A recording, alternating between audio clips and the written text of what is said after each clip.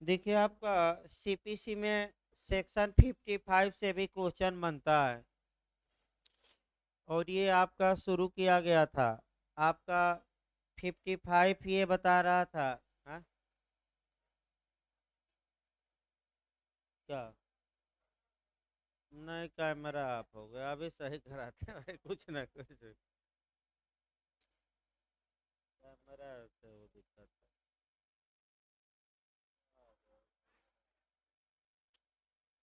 देखिए आपका 55 गिरफ्तारी और निरोध यानी कि अरेस्ट और डिटेन के बारे में है। फिर एक बार इसको शुरू किया जाए। धारा 55 का क्लास जो 1 है उसमें आपका 4 प्रोविजो है यानी कि 4 प्रोविजो है और चारों प्रोविजो भी आपको पढ़ना है। देखिए आपका पहला, देखिए कल भी बताया गया था, शुरुआत की गई थी, फिर हम शुरुआत करते हैं। निर्णित ऋणी यानी कि जजमेंट डेटर डिक्री के निष्पादन में यानी कि डिक्री के एग्जीक्यूशन में किसी भी समय और किसी भी दिन गिरफ्तार किया जा सकेगा।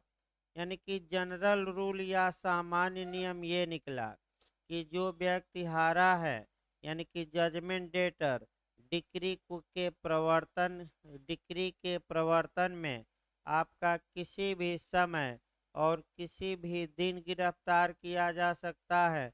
समय मतलब कि दिन में या रात में, और दिन का मतलब चाहे मंडे हो या संडे हो, इससे कोई मतलब नहीं है।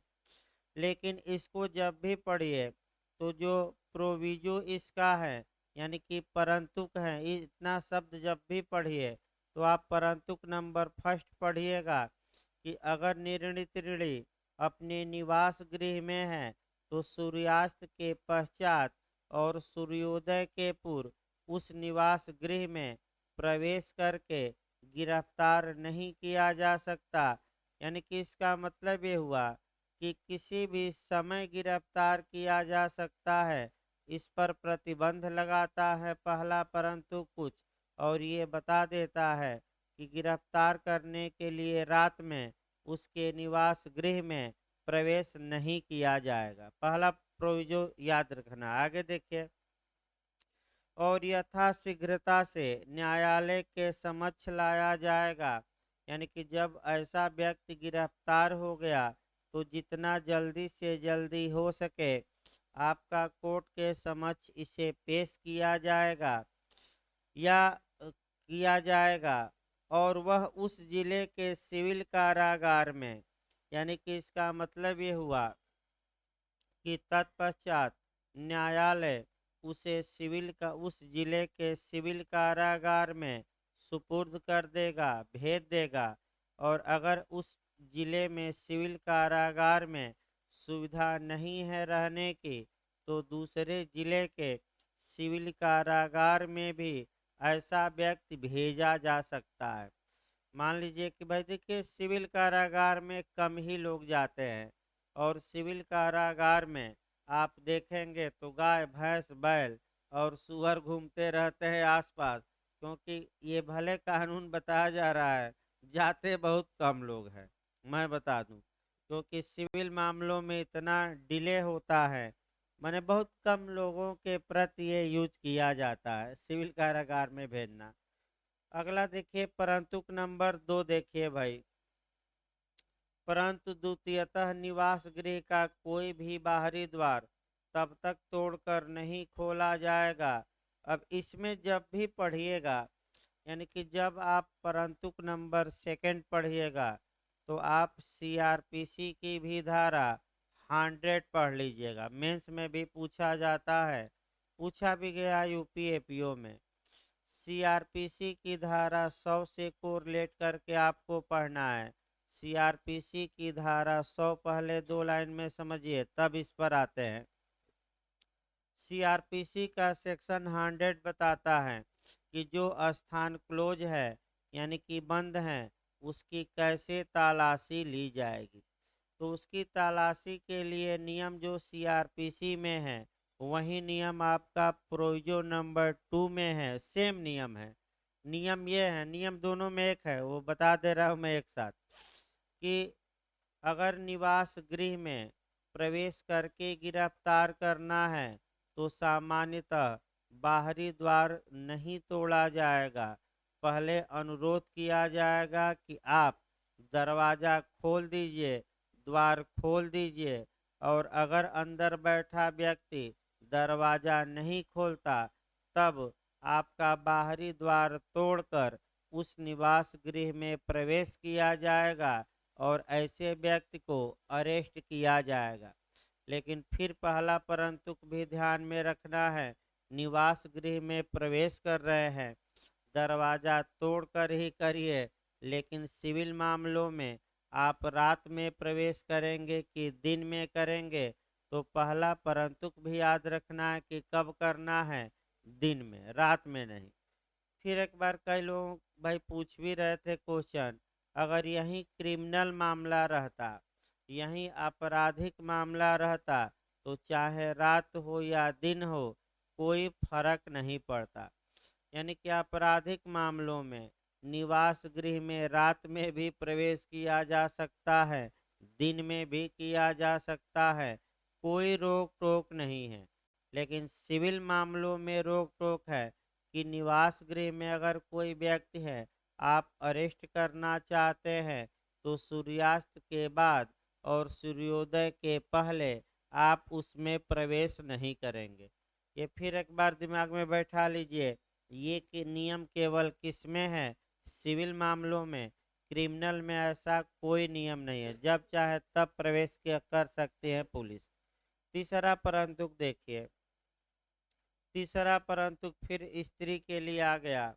यानी कि अगर जिस निवास गृह में आपका प्रवेश करना है वहाँ कोई स्त्री हैं और स्त्री हैं जो देश की रूढ़ियों के अनुसार लोगों के सामने नहीं आती, तो प्रवेश करने से पहले उस स्त्री को वहाँ से निकल जाने का पूरा मौका दिया जाएगा।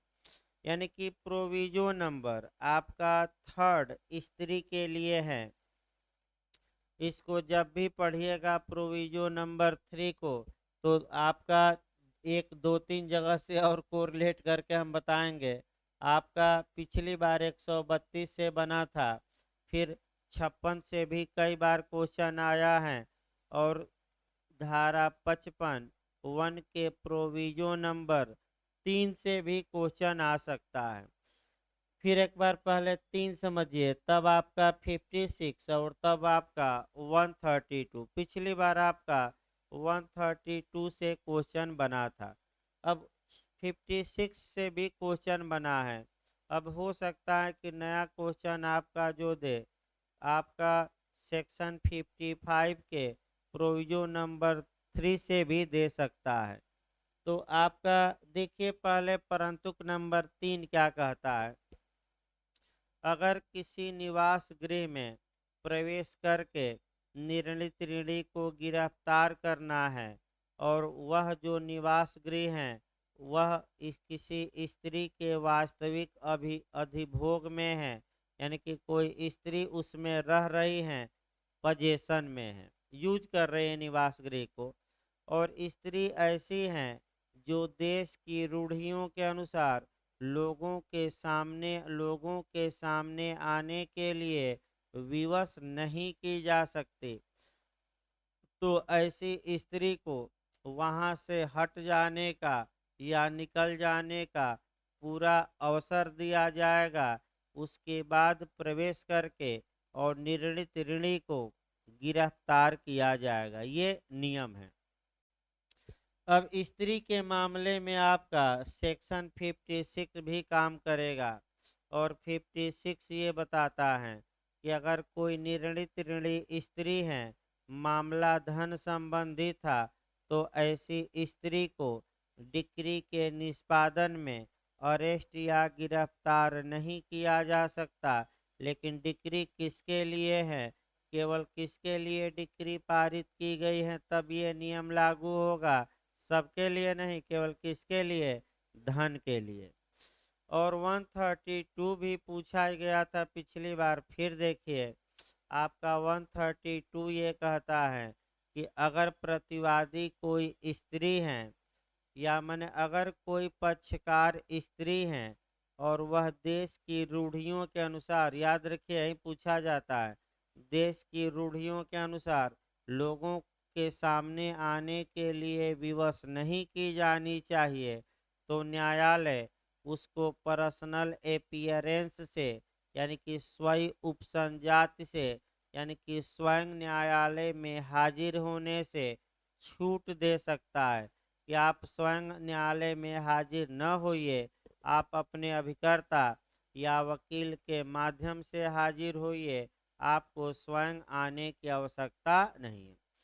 तो दोनों में एक ही है। आपका प्रोविजो नंबर 3 में भी है कि देश की रूढ़ियों के अनुसार, और सेक्शन 132 में भी है कि देश की रूढ़ियों के अनुसार वह किसके सामने नहीं आती हैं, जनता के सामने। तो ऐसे स्त्रियों को कानूनन क्या दिया गया है, प्रोटेक्शन। अगला देखिए, प्रोविजो नंबर 4 ये बताता है कि जहां डिक्री के निष्पादन में निर्णीत ऋणी या जजमेंट डेटर को अरेस्ट किया गया है और जिस अधिकारी ने उसे अरेस्ट किया है वह डिक्री की रकम उसको दे देता है तत्काल, तो छोड़ा जाएगा कि उसे जेल भेजा जाएगा। फिर एक उदाहरण देखिए, मान लीजिए कि ए ने बी के खिलाफ मुकदमा किया और ए जीता है 10,000 रुपया। 10,000 रुपया जीता है, बी को गिरफ्तार करके नहीं दे रहा है, तो कहाँ भेजा जा रहा है, जेल। बी को जैसे ही गिरफ्तार किया गया, जिस अधिकारी ने बी को गिरफ्तार किया था, बी उस अधिकारी को तत्काल 10,000 रुपये क्या कर रहा है, दे रहा है। तो अब समस्या ये है, और गिरफ्तारी का खर्चा भी दे रहा है, यानी कि 10,000 रुपया और प्लस जो गिरफ्तारी में खर्चा लगा है, बी तत्काल उस अधिकारी को दे रहा है जिस अधिकारी ने बी को गिरफ्तार किया है। तो क्या बी को जेल भेजा जाएगा कि तुरंत छोड़ा जाएगा?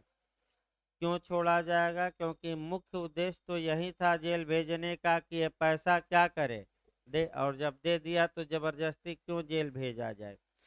ये दूसरा खंड देखिए, राज्य सरकार राजपत्र में नोटिफिकेशन द्वारा यह डिक्लेयर या घोषित कर सकेगी कि आपका कोई भी व्यक्ति या ऐसे व्यक्तियों का वर्ग जिनकी गिरफ्तारी से लोगों को खतरा या असुविधा पैदा हो सकती है, डिक्री के निष्पादन में ऐसी प्रक्रिया से भिन्न प्रक्रिया के अनुसार गिरफ्तार किया जाएगा या गिरफ्तार किए जाने के दायित्व के अधीन नहीं होगा।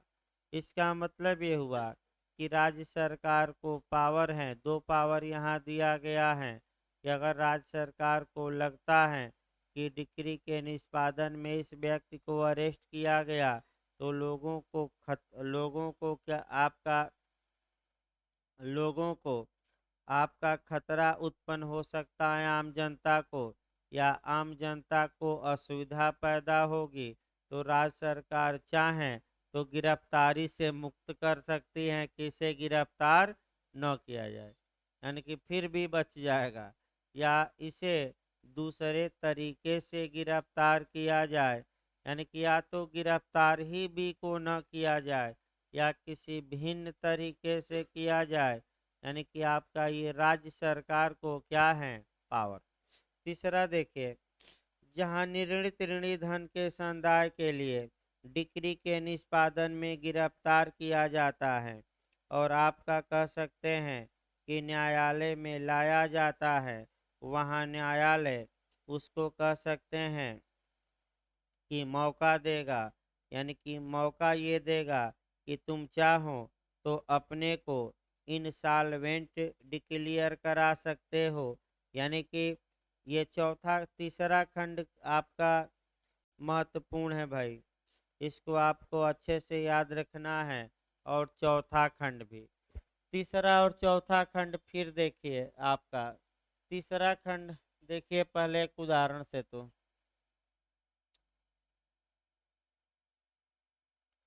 मान लीजिए ए 10,000 रुपया जीता है, बी नहीं दे रहा है, तो बी को अरेस्ट करके जेल भेजवाना है। तो बी को गिरफ्तार कर लिया गया। तो 55 का क्लाज 1 कहता है कि गिरफ्तारी के बाद जल्दी से जल्दी बी को कोर्ट में पेश किया जाए, और बी न्यायालय में क्या कर दिया गया, पेश।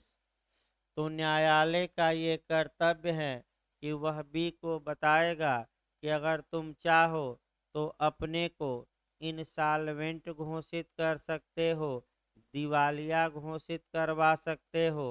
ये कौन बताएगा बी को, न्यायालय। यानी कि फिर एक समस्या आ गई, यानी न्यायालय बी को बताएगा कि वह चाहे तो अपने को दिवालिया घोषित करा ले।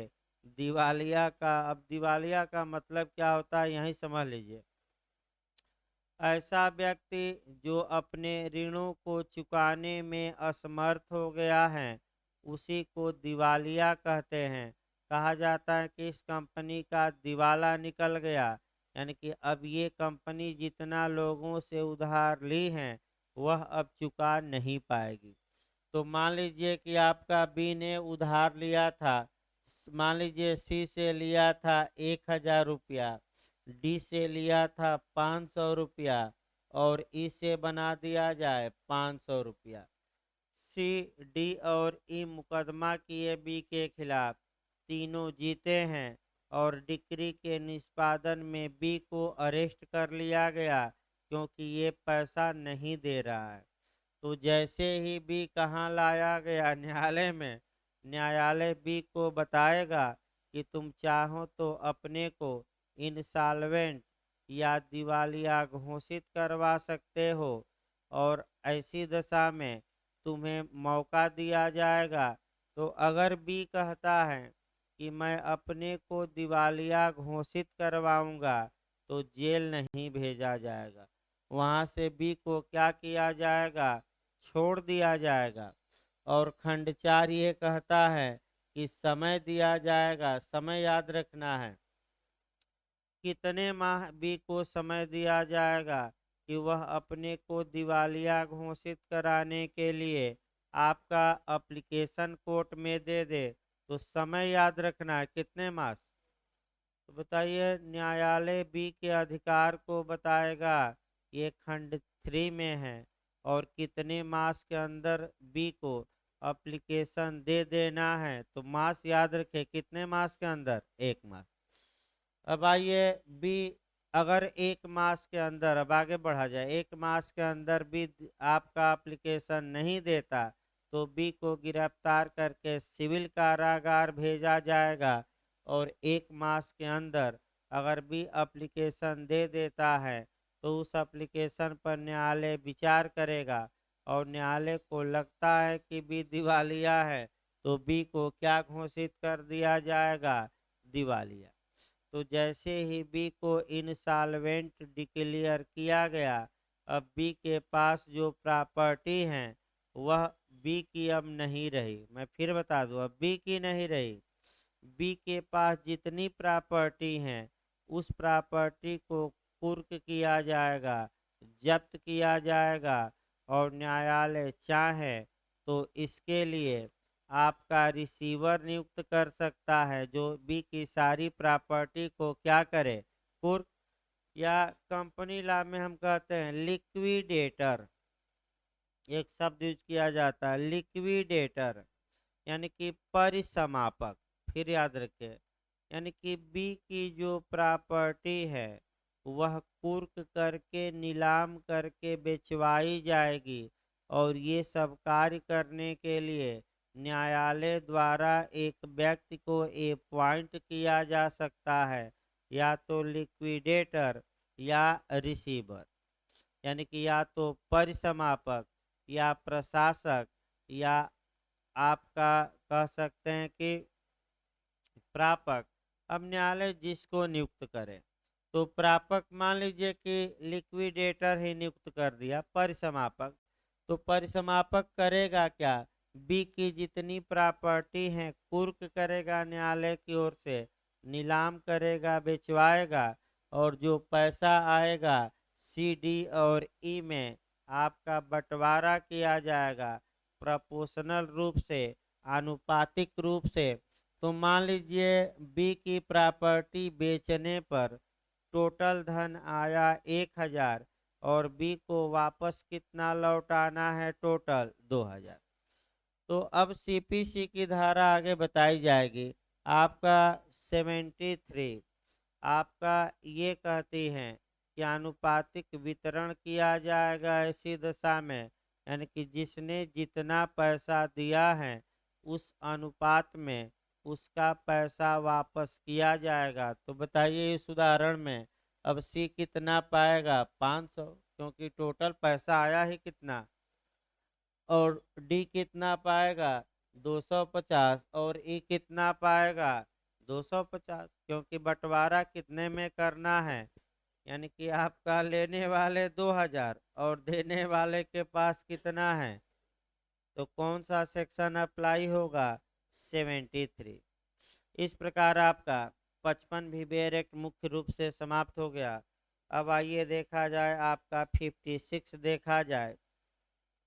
56 देखिए भाई, आपका धन की डिक्री के निष्पादन में स्त्रियों की गिरफ्तारी या निरोध का निषेध किया गया है, प्रोहिबिटेड किया गया है, रोका गया है।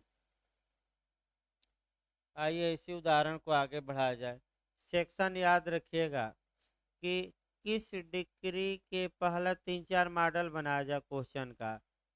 धन की डिक्री के निष्पादन में स्त्री को गिरफ्तार करके सिविल कारागार भेजा जा सकता है कि नहीं, नहीं भेजा जा सकता। लेकिन केवल किस डिक्री के निष्पादन में, धन के।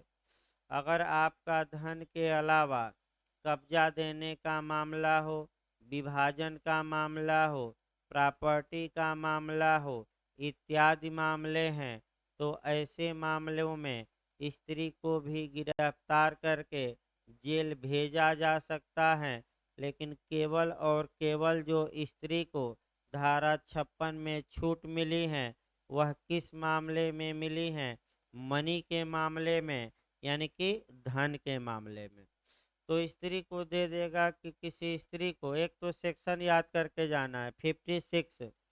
दूसरा, किसी स्त्री को धन की डिक्री के निष्पादन में गिरफ्तार नहीं किया जाएगा, तो इसमें दे देगा संपत्ति की डिक्री के निष्पादन में, कब्जा की डिक्री के निष्पादन में, दे देगा धन की डिक्री के निष्पादन में।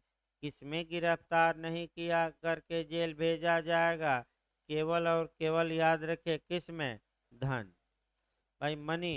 यानी कि इसका मतलब कि मान लीजिए बी एक स्त्री थी और ए एक पुरुष था या जो भी था।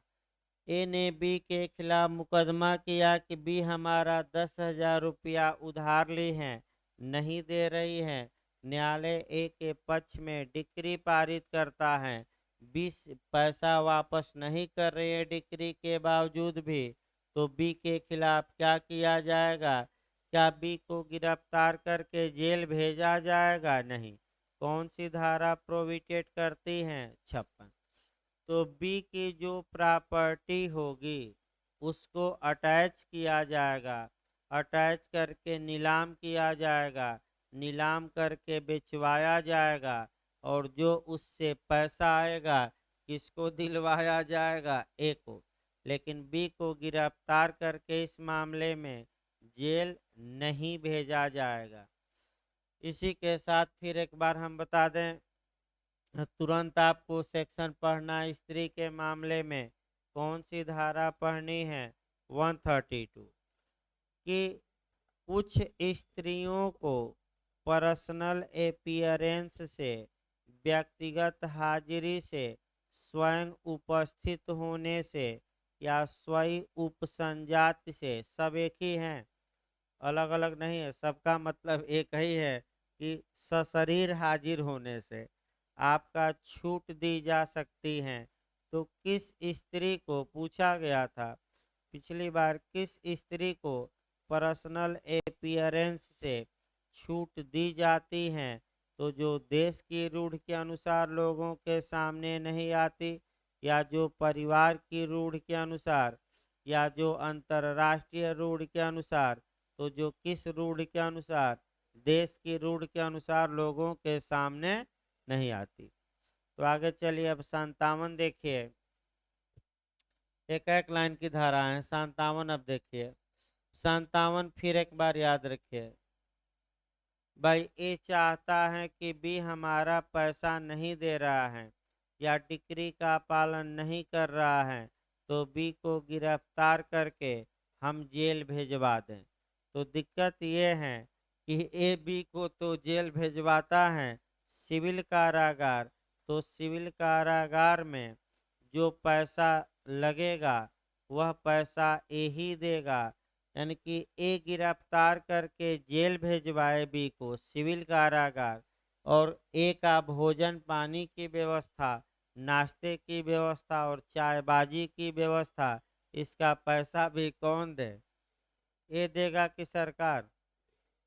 ए देगा। यानी कि इसका मतलब ये हुआ कि डिक्री होल्डर या डिक्रीदार निर्णित ऋणी को जब जेल भेजवा रहा है, तो निर्णित ऋणी के रैंक के अनुसार, उसकी पंक्ति के अनुसार, उसकी हैसियत के अनुसार, उसके स्टेटस के अनुसार, उसकी परिस्थिति के अनुसार उसका जीवन निर्वाह भत्ता दे।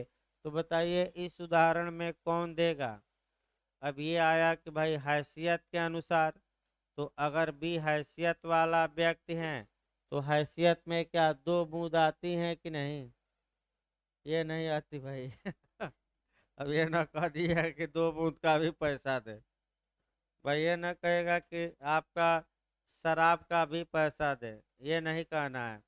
ये हैसियत में नहीं आती। ये नहीं कि आपका इसी के साथ दो बूंद पर देखिए आपका कई जगह जोड़ा जाता है। संविदा अधिनियम की धारा 68 भी जोड़ी जाती है कि अगर अवयस्क कोई माइनर था, दो बूंद के लिए आपने पैसा दिया, तो क्या दो बूंद माइनर के लिए आवश्यक वस्तु थी कि नहीं? नहीं थी। तो क्या उसका पैसा उससे वसूल सकते हैं कि नहीं? नहीं। तो उसी प्रकार यानी कि समस्या डिक्रीदार के पास बहुत है गिरफ्तार करके जेल भेजवाने में, और आपका जेल भेजवाए तो पूरा खर्चा पानी कौन दे? डिक्रीदार। तो जेल ही क्यों भेजवाए? एक तो जेल जाए और हमारे ही पैसे पर क्या करे? खाए। इससे अच्छा है कि बी की संपत्ति क्या करवाया जाए? कुर्क, और कुर्क करवा कर और वसूली किया जाए। तो कुर्की वाला प्रावधान सही रहता है, ये वाला थोड़ा कठिन है क्योंकि पैसा भी देना पड़ेगा भोजन का। इसके बाद आ जाइए आपका, कह सकते हैं कि 58। देखिए 58। 58 से भी आपका क्वेश्चन बनता है, और यहाँ से आपका एक क्वेश्चन बनता है समय के बारे में। अब समय के बारे में आपका ये जानना है कि जब डिक्री के निष्पादन में गिरफ्तार करके ऐसा व्यक्ति जेल भेजा जा रहा है सिविल कारागार, तो कितने दिनों तक वह सिविल कारागार में रहेगा, इसका निर्धारण किस सेक्शन से होगा? 58। तो अधिकतम अवधि पूछी जाती है, पहला क्वेश्चन गलत ना हो, 3 मंथ। और पैमाना भी है, और अभी हम पैमाना लिख बताएंगे, लेकिन पहले बेरेक शुरू किया जाए। फिर एक बार भूमिका मान लीजिए 58 की।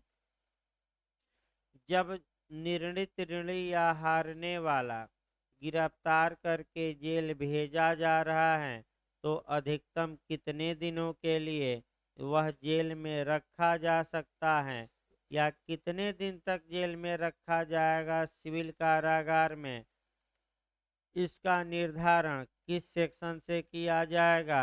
58 से। और अधिकतम अवधि याद रखिए, पहला लाइन सामान्य में कितने दिन?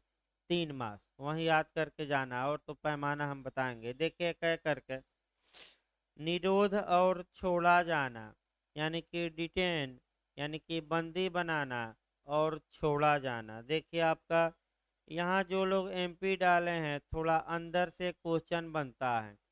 58 में हम अभी क्वेश्चन निकालते हैं उसको जहाँ से वो गलत होता है। देखिए एक एक शब्दों को देखिए, उसके बाद क्वेश्चन यहाँ से निकाला जाएगा। डिक्री के निष्पादन में सिविल कारागार में निरुद्ध हर व्यक्ति जहां डिक्री 5,000 रुपये से अधिक धनराशि का संदाय करने के लिए है, वहां 3 माह से अनधिक अवधि के लिए, यानी कि पहला नियम बना लिया जाए कि अगर डिक्री की रकम 5,000 से क्या है, 5,000 से अधिक है ना, हाँ 5,000 से अधिक की है और निर्णित ऋणी गिरफ्तार किया जाता है तो अधिकतम कितना जेल में रखा जा सकता है? अधिकतम कौन कितने दिन तक? 3 माह। 3 माह से अधिक नहीं रखा जा सकता। तो फिर अब पैमाना बना लीजिए।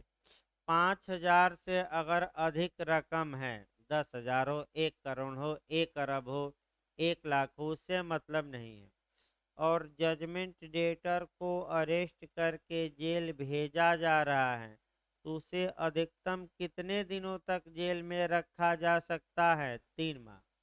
अब बताइए 1 अरब की डिक्री और जेल भी जाएगा तो अधिकतम कितने माह? तो ये प्रावधान थोड़ा वीक है। इससे अच्छा है कि उसकी संपत्ति को क्या किया जाए, अभी बताया जाएगा। इसके बाद संपत्ति पर ही अटैक करना है इस एक धारा और उसके बाद, यानी कि 60 से संपत्ति पर आपका अटैक किया जाएगा। अभी तो उसे गिरफ्तार करके कहाँ भिजवाया जा रहा है? जेल। तो भाई अधिकतम समय याद रखिएगा कितने माह? 3 माह। लेकिन डिक्री की रकम भी रटते रहिए, कितने से अधिक हो? 5,000। दूसरा नियम देखिए, जहां डिक्री 2,000 से अधिक, जहां डिक्री 2,000 से अधिक की हो लेकिन 5,000 से अनधिक की हो, यानी कि जो डिक्री की रकम है वह 2,000 से क्या है, और 2,000 नहीं, 2,000 से क्या है, लेकिन 5,000 से अनधिक। अनधिक का मतलब कि 5,000 से अधिक नहीं। फिर एक बार समझिए, अगर एकोरेट 2,000 का मामला है तो इससे कवर नहीं होगा, और एकोरेट 5,000 का मामला है तो इसमें आ जाएगा। 2,001 रुपया, 2 रुपया, 3,000 रुपया, 4,000 रुपया, 5,000 रुपया इसमें आएंगे। लेकिन एकोरेट अगर 2,000 की रकम है या 2,000 से क्या है, कम है, तो क्या सेकंड क्लास में आएगी कि नहीं? नहीं। फिर एक बार देखिए, जहां भी अनधिक शब्द आए, अनधिक का मतलब होता है उससे अधिक नहीं। तो 5,000 से अनधिक का मतलब हुआ कि 5,000 से अधिक नहीं, यानी कि इसका मतलब 5,000 या 5,000 से कम। तो अगर डिक्री की रकम 2,000 से अधिक है किंतु 5,000 तक की है तो गिरफ्तार करके जेल तो भेजा जाएगा, लेकिन अधिकतम कितने सप्ताह के लिए? तो वह समय है 6 सप्ताह, यानी कि 6 सप्ताह का मतलब हुआ 42 दिन, बाई 42 डेज, बाई 6 सप्ताह। और अगर डिक्री की रकम 2,000 या 2,000 से कम है तो उसे किसी भी हाल में गिरफ्तार करके जेल भेजा ही नहीं जा सकता। यानी कि अगर 2,000 से कम है तो क्या गिरफ्तार करके जेल भेजा जाएगा कि नहीं? नहीं। ये पैमाना फिर हम एक बार बता रहे हैं, इसको रट कर जाइएगा। अगर डिक्री की रकम 5,000 रुपया से अधिक है, निर्णित ऋणी को गिरफ्तार करके सिविल कारागार भेजा जाता है तो उसे ऐसी दशा में सिविल कारागार में अधिकतम कितने दिन तक रखा जा सकता है? 3 माह। अगर डिक्री की रकम 2,000 से अधिक है किंतु 5,000 तक है, इस बीच मैंने 2,000 से अधिक लेकिन 5,000 तक है, गिरफ्तार किया गया, जेल भेजा गया, तो अधिकतम कितने दिनों तक जेल में रखा जा सकता है? 6 वीक यानी कि 6 सप्ताह यानी कि 42 दिन। और 2000 या 2000 से कम की रकम है तो क्या उसे अरेस्ट किया जाएगा कि नहीं? नहीं किया जाएगा। ये बार बार क्वेश्चन बन रहा है भाई, गलत ना हो मैं फिर बता दूं, ये बार बार क्वेश्चन क्या हो रहा है, बनता रहता। अगला देखिए। हाँ, अब ये जो हम बता रहे थे कि 2000 या उससे कम, तो तुरंत इसको पढ़ना है 1A आ जाइए। आपका धारा 51 का जो क्लाज 1 क है या 1A है, तुरंत 2000 वाले पर देखना है। देखिए आपका शंकाओं को दूर करने के लिए, यानी कि अगर किसी मन में संदेह होता है तो उस संदेह को क्या किया जाता है? दूर। तो देखिए शब्द क्या लिखा है, शंकाओं को दूर करने के लिए। अब ऐसा शब्द और जगह भी मिलेगा, देखिए याद नहीं आ रहा है कहाँ है, लेकिन है कि शंकाओं को दूर करने के लिए स्पष्ट किया जाता है, यानी कि किसी भी व्यक्ति के मन में ये संदेह न रहे, या कहीं कानून में कोई व्यक्ति मिसयूज न करे। तो अगर कोई शंका है तो उस शंका का क्या किया जाता है? निवारण। देखिए आपका शंकाओं को दूर करने के लिए यह घोषित किया जाता है कि जहां की डिक्री की मूल रकम 2000 रुपये से अधिक नहीं है, वहां धन के संदाय की डिक्री के निष्पादन में निर्णित ऋणी को, यानी कि हारने वाले को, सिविल कारागार में निरुद्ध करने यानी कि बंदी बनाने के लिए कोई आदेश दिया जाएगा कि नहीं? तो क्या बताया गया, दिया जाएगा कि नहीं? तो जो मन में शंका थी वह शंका आपका धारा 58 माने सेक्शन 58 1A के द्वारा दूर कर दी गई। तो लिस्ट तो मैं बना ही चुका हूँ पहले से, उसमें आपको आपके मन में कोई शंका न हो। अब देखिए आपका ये परंतु महत्वपूर्ण है, एमपी जो बनाता है आपका यहीं से क्वेश्चन बनाता है। देखिए प्रोविजो में भी, परंतु वह ऐसे निरोध में से उसके निरोध के वारंट में वर्णित रकम का सिविल कारागार के भार साधक अधिकारी को संदाय कर दिए जाने पर छोड़ दिया जाएगा। यानी कि अब आपका दूसरा एंगल देखिए, और देखिए इसी में अंदर जाकर प्री में क्वेश्चन भी बनते हैं। 4 ऐसी दशाएं दी गई हैं जहां कि ऐसा व्यक्ति जेल से क्या किया जाएगा? छोड़ दिया जाएगा। तो चारों दशाएं पहले लिख लिया जाए, और उसी में देखिए टेक्निकल क्वेश्चन कैसे बनते हैं। आपका चारों दशाओं में लिख रहा हूँ, और थोड़ा सतर्क रहना है। फिर आपका जो प्रोविजो लगा है, परंतु यह भी कि वह खंड सेकेंड और थर्ड के अधीन ऐसे निरोध में से न्यायालय के आदेश के बिना नहीं छोड़ा जाएगा।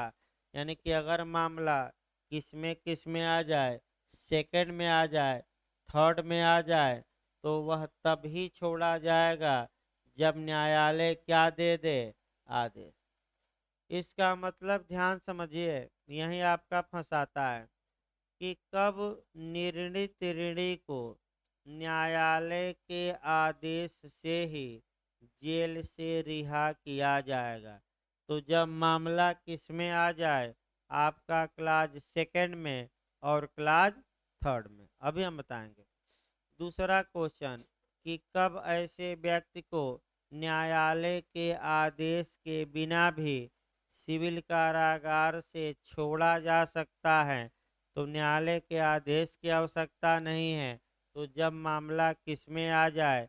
फर्स्ट में और किस में? फोर्थ में। तो चारों को याद करना पड़ेगा भाई, और कोई उपाय इसका नहीं है। टेक्निकल क्वेश्चन अंदर से जो बनता है, देखिए कह करके।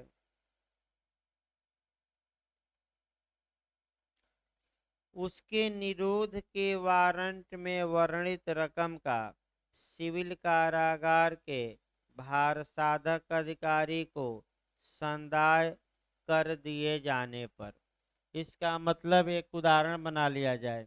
मान लीजिए बी को गिरफ्तार करके जेल भेज दिया गया और जेल में जो भार साधक अधिकारी था सिविल न्यायालय का, बी ने जितना पैसा था वारंट में वह पैसा उस अधिकारी को क्या किया, दे दिया। तो वह अधिकारी न्यायालय के आदेश से छोड़ेगा कि स्वतः उसे छोड़ देगा? स्वतः स्वतः छोड़ देगा। दूसरा देखिए, उसके विरुद्ध डिक्री के अन्यथा पूर्ण रूप से तुष्ट हो जाने पर, यानी कि इसका मतलब ये हुआ कि बी पैसा नहीं दे रहा था, बी को गिरफ्तार करके जेल भेजा गया और जब जेल भेजा गया बी जेल में है, इधर बी की संपत्ति भी कुर्क की गई है, बी की संपत्ति को बेचवा रहा है न्यायालय और उधर बी को जेल भेजा है, बी की संपत्ति मने सेल की गई, सेल करके आपका पैसा पाया गया और बी के ऊपर जो डिक्री बी के खिलाफ पारित की गई थी, जितने रकम की थी, पूरा पैसा बी की संपत्ति बेचकर क्या किया न्यायालय ने, वसूल लिया। तो आप लोग बताइए, जब बी, इसीलिए तो बी जेल भेजा गया था कि पैसा नहीं दे रहा है और न्यायालय ने बी की संपत्ति कुर्क की, बेचवाया और पूरा पैसा क्या किया, वसूल लिया। तो अब बी को जेल में रखने का कोई तुक नहीं बनता, क्योंकि डिक्री क्या हो गई है, तुष्ट हो गई है, यानी कि डिक्री की रकम अब वसूल ली गई है। तो बी को अब क्या किया जाएगा, जेल से छोड़ा जाएगा। तो क्या जेलर अपने मन से छोड़ देगा, स्वतः छोड़ देगा, कि न्यायालय का आदेश आएगा तब छोड़ेगा? यही पॉइंट पकड़ना है। सेकंड में तो कब छोड़ा जाएगा, स्वतः के न्यायालय के आदेश से। हाँ, यही पॉइंट भाई गलत होता है। तीसरा देखिए, जिस व्यक्ति के आवेदन पर ऐसे निरुद्ध किया गया था उसके अनुरोध पर, यानी कि इसका मतलब ये हुआ कि ए ने एप्लीकेशन दिया था कि हे बी, हे न्यायालय में, कि बी डिक्री का पालन नहीं कर रहा है, बी को जेल भेजा जाए। ए का आवेदन पर बी को जेल भेजा गया। पुनः न्यायालय में ए जाकर एप्लीकेशन देता है कि हजूर बी को क्या किया जाए, छोड़ दिया जाए। तो क्या जेलर माने कि जेल का भार साधक अधिकारी सिविल जेल का स्वतः छोड़ देगा कि जब न्यायालय का आदेश निकलेगा? तो जब न्यायालय का क्या निकलेगा, आदेश। तो किसके अनुरोध पर छोड़ा जा रहा है, डिक्रीदार के, यानी कि जिसके अनुरोध पर बी को कहाँ भेजा गया था, सिविल कारागार। चौथा देखिए, जिस व्यक्ति के आवेदन पर आपका उसे निरोध किया गया था वह जीवन निर्वाह भत्ता ही नहीं दिया। तो फिर एक बार पिछली धारा बैक होइए, जीवन निर्वाह भत्ता किस धारा में है, 57। और आपका ए अगर बी को गिरफ्तार करके जेल भेजवाता है तो बी का जो भोजन इत्यादि की व्यवस्था जेल में है कौन खर्चा देगा, ए। इसको हम क्या कहेंगे, सन 57 सेक्शन में जीवन निर्वाह भत्ता। और ये जीवन निर्वाह भत्ता दिया ही नहीं तो क्या सरकार बी को बैठा कर खिलाएगी, नहीं। तो अब जेल का भार साधक अधिकारी उसे छोड़ देगा, लेकिन न्यायालय के आदेश की आवश्यकता नहीं है, यानी कि बिना न्यायालय के आदेश के ही जेल से क्या किया जाएगा, छोड़ दिया जाएगा। अब आइए मॉडल देखिए कि निम्नलिखित में से किन दशाओं में न्यायालय के आदेश के बिना ही आपका निऋणित ऋणी को कारावास से छोड़ दिया जाएगा? तो वह फर्स्ट कंडीशन है और फोर्थ है, यानी कि जब निर्णित ऋणी जेल के कारागार यानी जेल के भार साधक अधिकारी को वारंट में वर्णित धन दे दे, तब बिना न्यायालय के आदेश के छोड़ा जाएगा। और दूसरा, जिसके आवेदन पर निर्णीत ऋणी गिरफ्तार करके जेल भेजा गया था, वह क्या देने में असफल हो गया है? भोजन की व्यवस्था, यानी कि लीगल भाषा में जीवन निर्वाह भत्ता। तो दो कंडीशन फिर याद रखिएगा कम भाई, इसको दोनों अलग अलग याद रखिएगा। अगला देखिए, खंड 2 देखा जाए। इस धारा के अधीन निरोध में से छोड़ा गया निर्णीत ऋणी अपने छोड़े जाने के कारण ही अपने ऋण से उन्मोचित नहीं हो जाता, किंतु वह डिक्री के निष्पादन में सिविल कारागार में निरुद्ध किया गया था, उसके निष्पादन में पूरा पुनः गिरफ्तार नहीं किया जाएगा। ये भी काफी महत्वपूर्ण पॉइंट पूछा जाता अंदर से, कि 4 कंडीशन हमने बताई। 4 कंडीशनों में उसे जेल से छोड़ा जा सकता है। फिर चारों कंडीशन एक बार कवर करिए। पहला, जितनी रकम थी वह रकम किसको दे दिया? जेलर को।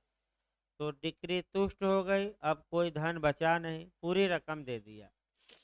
दूसरा हम ये बताए कि दूसरा आपका ये बताया गया कि उसके विरुद्ध जो डिक्री पारित हुई थी वह जेल भी भेजा गया था, लेकिन इधर न्यायालय उसकी संपत्ति कुर्क कर रहा था। कुर्क करके बेचवा के उसकी संपत्ति, और पूरा पैसा क्या किया गया? वसूल लिया गया। तो जब पूरा पैसा वसूल लिया गया तो कोई मतलब नहीं जेल में रखने का, न्यायालय के आदेश द्वारा क्या किया जाएगा? छोड़ दिया।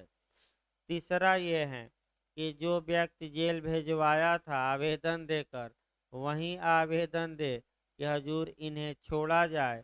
और चौथा, डिक्रीदार आपका जीवन निर्वाह भत्ता देने में क्या हो जाए? विफल, यानी कि विफल हो जाए।